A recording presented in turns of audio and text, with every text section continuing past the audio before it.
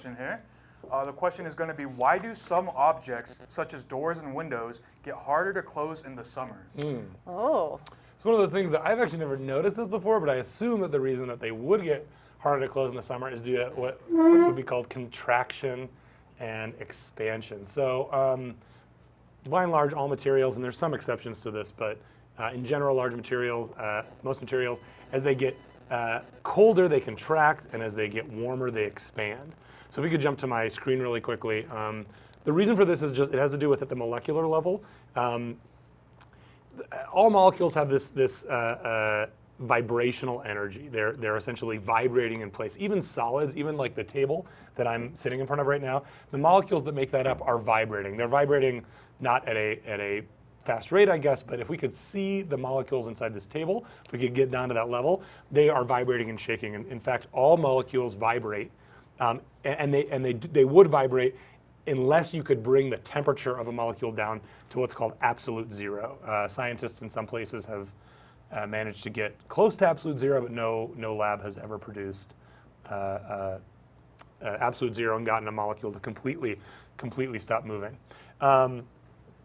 But in general, because there's this, on the scale of sort of normal temperatures that we experience, freezing versus, like, let's say, just kind of warm to the touch, there will be a difference in how much a material is expanded or contracted based on the vibration of the molecules inside of that material. And again, this is true for solids, gases, or liquids.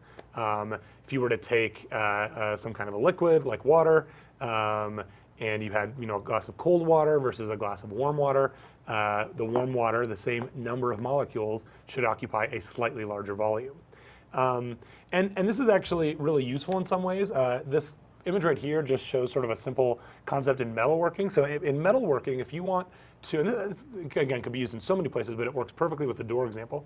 If you want to fit a small metal piece into another metal piece, and they're let's say really tight, what you can do is you can take the smaller piece and you can actually freeze it, just by sticking it in a freezer or putting it in contact with like dry ice.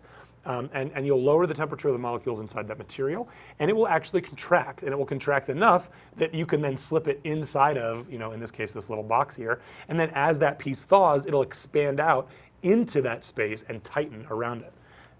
So this is a technique that people use sometimes. I even used it one time. I had these two metal glasses at home, and they were stuck together. I could not rip them apart, but I froze them. And I just stuck them in the freezer for a while, and they both contracted enough that they pulled away from each other, and I was able to easily just pop them out.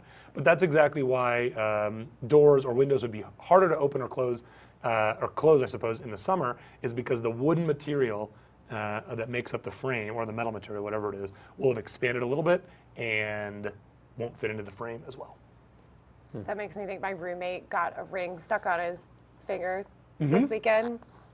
And we got ice, and we just put ice around his finger so that he could That's a great call. get that ring off. Yeah. I had actually heard about somebody, I don't know how true this is, but that built their own sauna and didn't think about the expansion when it heated up. And so they went inside, got the sauna going, and because the wood expanded, the door wouldn't open. And so trapped they trapped him inside. there, Stuck. and they found him dead. Oh no! With just my like, scratch gosh. marks on the door. Where he was trying to get out. Yikes, that is so intense. And if he just thought and turned it off or took off the coals, I think at that point you can't, because the heat's trapped inside, and so it's not going anyway. Yeah, whenever professional sauna makers make saunas, they factor in that expansion. Wow. The door Oh will my still gosh. open. What a funny thing, it Wow. is like these little tiny things that we don't take into consideration. And, Yeah. and, that's an intense a big example, difference. but I suppose they can be deadly if you're not careful. Know your science. It's important. Don't DIY a sauna if you don't know what you're doing. Yeah, exactly.